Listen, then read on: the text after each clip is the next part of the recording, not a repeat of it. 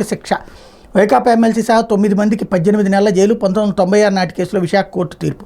నేరం చేసినట్లు నిరూపణైందని వెల్లడి. నిందితులందరికీ 3.78 లక్షల జరిమానా విధింపు. ఇద్దరు బాధితులకు 1,50,000 చొప్పున చెల్లించాలని ఆదేశం. అప్పీలుకు వీలుగా శిక్ష అమలు నిలిపేత.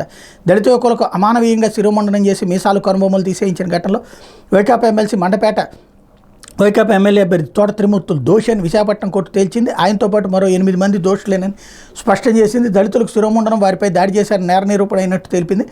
ఐపీసీ ఎస్సీ ఎస్టీ చట్టాల ప్రకారం మొత్తం 9 మంది నిందితులకు 18 నెలల సాధారణ జైలు శిక్ష, ఒక్కొక్కరికి 42,000 జరిమానా విధించి జరిమానా చెల్లించడం విఫలమైతే మరో 2 నెలల జైలు శిక్ష అనుభవించాలని స్పష్టం చేసింది.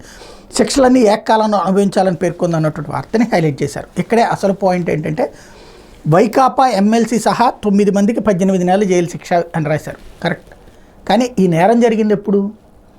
ఆయన తెలుగుదేశం పార్టీ ఎమ్మెల్యేగా ఉన్నప్పుడు. ఆ తర్వాత ఆయన ప్రజారాజ్యానికి వెళ్ళాడు, ఇప్పుడు వైసీపీకి వచ్చాడు. వైకాపా ఎమ్మెల్సీకి రాసిందన్నది అసలు పాయింట్ ఏంటి? తెలుగుదేశం హయాంలో జరిగినటువంటి తెలుగుదేశం ఎమ్మెల్యే ఆ రోజున ఆయన ఆ విషయాన్ని జాగ్రత్తగా దాచేస్తున్నటువంటి వైనం అది వైకాపా అతను చేశాడన్న. అప్పటికి వైఎస్ఆర్ కాంగ్రెస్ పార్టీ పొట్టను కూడా పుట్టలేదు.